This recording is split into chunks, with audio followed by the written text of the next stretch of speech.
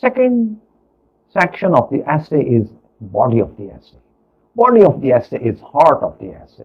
It is the most important thing. You can say it is the playing field where you need to substantiate your thesis statement. You need to prove your claim or argument that you have taken. First, foremost, is the sequencing of your points. Number one, principle number one that you must keep in your mind while writing the body of the essay is the sequencing of your valid points. You have 1, 2, 3, 4, 5 valid points. Now you need to order them, create order. Order here actually reflects your logic. Logic in favor of proving or disproving the thesis statement. That's something highly technical. You need to understand it. And ultimately, it's the practice that will help you clarifying this point. Sequencing will actually reflect your logic.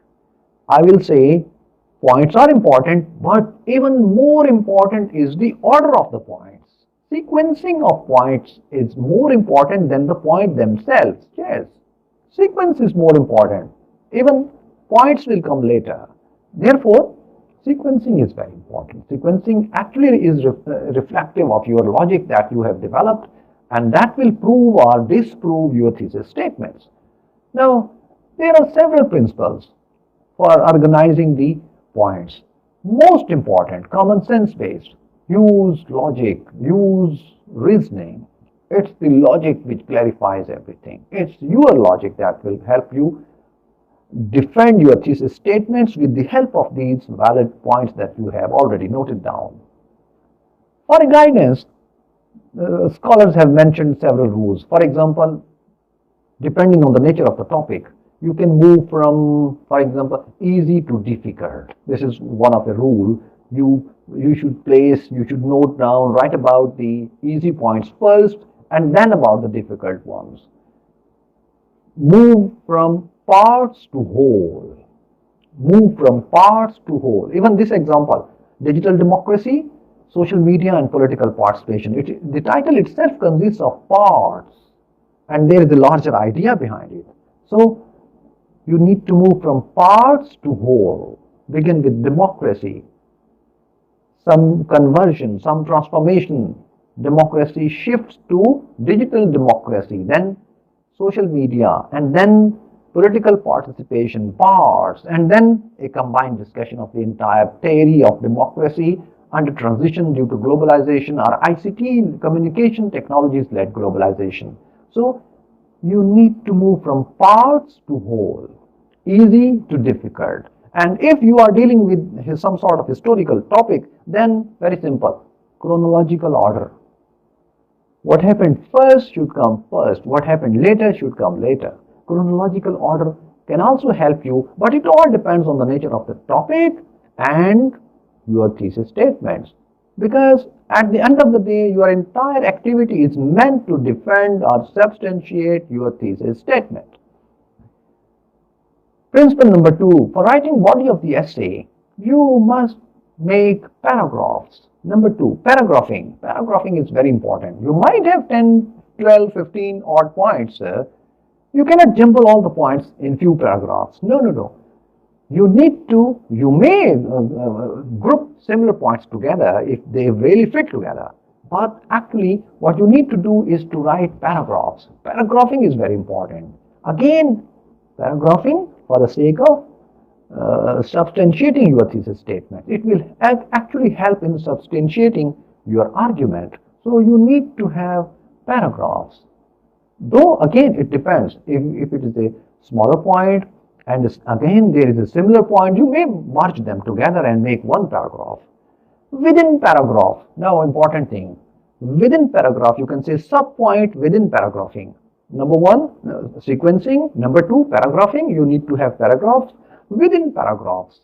Remember, each paragraph, you can say, is a word itself. Each paragraph is an essay itself. First line of your paragraph should be the introduction of the paragraph, and then there will be body of the paragraph, and then there will be conclusion of the paragraph. So each paragraph is actually an entire essay. You should write your paragraph, or I will say, sorry, the first line of your paragraph should be headline. It should reflect the major point under that to be mentioned in that paragraph. So keep in mind that paragraph means actually elaboration of one or two points in that particular paragraph, and a paragraph also has a introduction, it also has a body and then a conclusion. Sequencing, number two, paragraphing. Number three is spacing. How much space will you give to each paragraph? How many lines, in simple words, how many lines will you write for each paragraph? Spacing is again a very important thing. Spacing will ultimately result in total length of your essay. Remember, length does not matter. It's the quality that matters. It's your expression that matters. Though there is a minimum requirement of words, of course, we need to keep it in mind. However, it should not be the primary concern. Completing the number of words is not the primary concern. Remember, worth of your points. You will write, for example, most of the lines for the most important point that you have.